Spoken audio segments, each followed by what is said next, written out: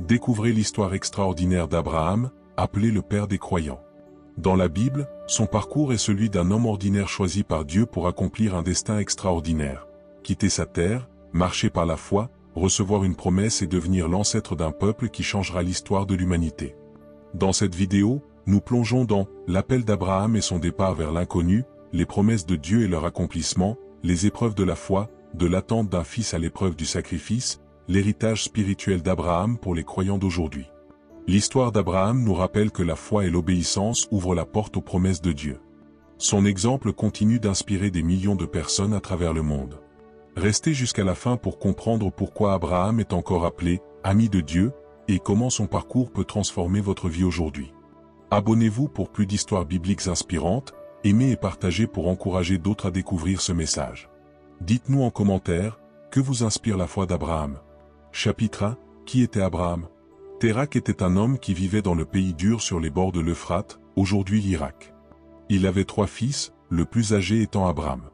Après le mariage d'Abram avec Saraï, Térak est parti s'installer avec toute sa famille plus en amont de la rivière jusqu'à un endroit appelé Haran, aujourd'hui en Irak. Abram, comme Noé, avait une relation intime avec Dieu, malgré le fait qu'il était entouré de peuples qui servaient d'autres dieux. Quand Abram a eu 75 ans, Dieu lui est apparu et lui a parlé de son alliance, la même promesse qu'il avait faite à Adam et à Noé.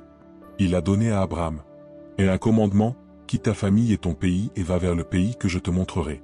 Et une promesse, tes descendants seront une grande nation et je te bénirai. Et un appel, à travers toi et tes descendants, toutes les nations de la terre seront bénies. Quand Abram a entendu ces paroles, il a dû se dire, comment cela pourra-t-il se faire? Saraï est stérile et nous avons tous les deux passé l'âge d'avoir des enfants. Abram a pris sa famille et il a voyagé jusqu'à Sichem, juste au nord de Jérusalem.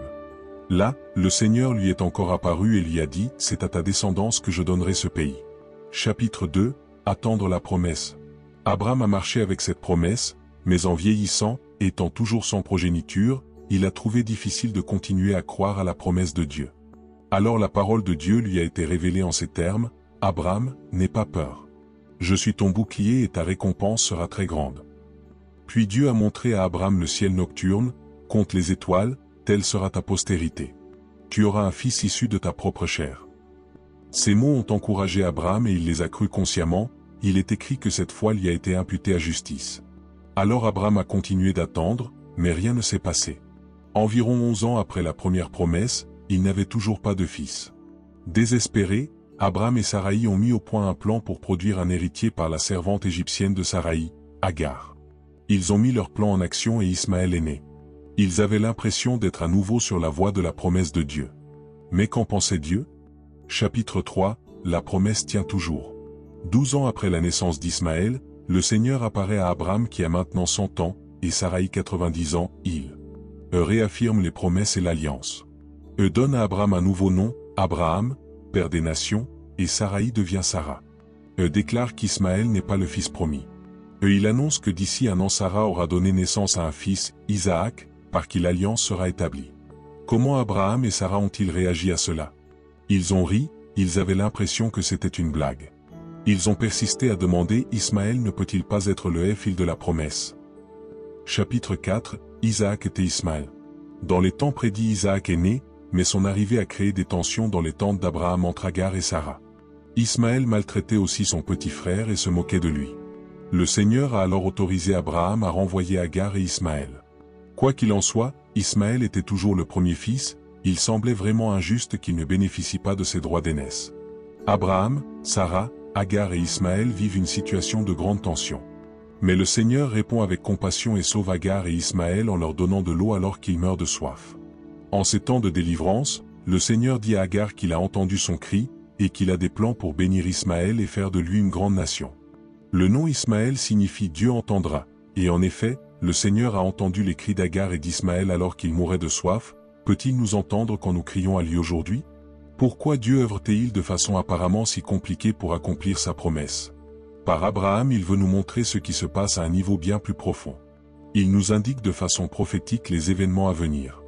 La semence promise, qu'Isaac préfigure, doit naître de façon miraculeuse et non par des efforts humains. Cette naissance doit dépendre uniquement de la puissance de Dieu. Dieu a prévu qu'Isaac naisse malgré l'obstacle de la stérilité de Sarah. Ceci démontre que la bénédiction promise, la signification du pardon et du salut, viendra uniquement par la foi en la parole de Dieu et non par des œuvres humaines. Nous pouvons voir clairement que la naissance d'Ismaël ne faisait pas partie de la promesse de Dieu pour Abraham, parce qu'elle est venue par des efforts humains. Nous voyons un plan dans la descendance d'Abraham. Sarah était stérile, et Isaac est né grâce à un miracle, pour continuer de transmettre la promesse. Rebecca, la femme d'Isaac, était stérile, et Jacob est né grâce à un miracle. Rachel, la femme de Jacob, était stérile, et encore une fois Joseph est né grâce à un miracle. Dieu nous dit encore et encore, ma promesse, mon sauveur, ma solution aux problèmes du cœur corrompu de l'homme et aux œuvres du malin, se fera uniquement grâce à des miracles et à travers mon œuvre. Chapitre 5, la plus difficile des demandes. Genèse 22, 1-10. Alors qu'Isaac n'est encore qu'un enfant, le Seigneur demande quelque chose de vraiment bizarre à Abraham, monte sur le mont Morija, prends ton fils bien-aimé et sacrifie-le en holocauste. C'est une chose très difficile à faire pour n'importe quel parent, mais en plus Isaac était leur seul fils, celui qu'ils avaient attendu toute leur vie. Non seulement ça, mais il était aussi le fils promis par Dieu, l'héritier de la promesse de Dieu. Pourtant, Abraham a maintenant appris à obéir à la voix de Dieu et à lui faire confiance même quand il ne comprend pas. Il sait que Dieu sera fidèle à sa promesse pour l'enfant, et qu'il retrouvera donc son enfant qui, d'une manière ou d'une autre, reviendra à la vie. Alors Abraham coupe du bois pour le sacrifice et le charge sur les épaules d'Isaac pour le monter en haut de la montagne pour le sacrifice. Pendant le trajet, Isaac lui demande, où est l'agneau pour l'holocauste? Abraham répond que Dieu pourvoira lui-même un agneau. Quand il arrive, Abraham construit un autel, met du bois dessus, attache son fils et le place sur le bois.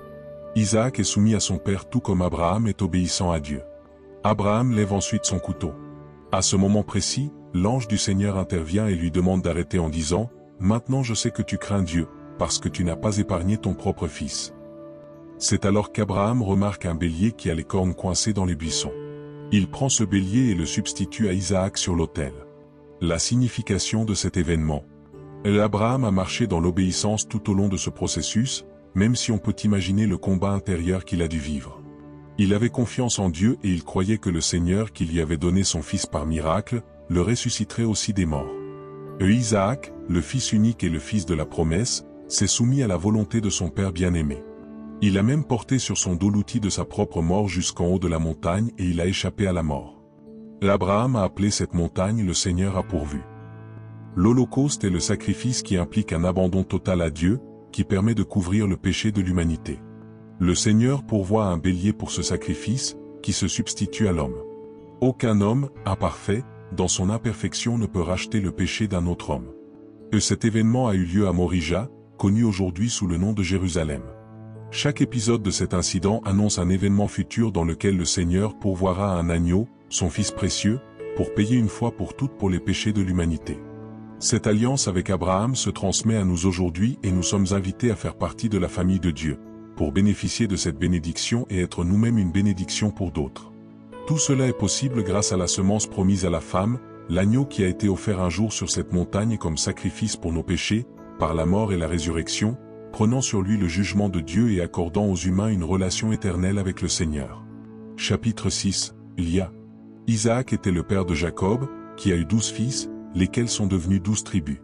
L'un des arrière-petits-enfants d'Abraham était Joseph, c'est par lui que sa famille a été sauvée de la famine en immigrant en Égypte. Là, ils se sont multipliés, devenant ainsi un peuple nombreux, par lequel l'alliance de Dieu et sa promesse se sont révélées. L'Égypte était le lieu de naissance du prochain grand prophète, Moïse, Kalimala.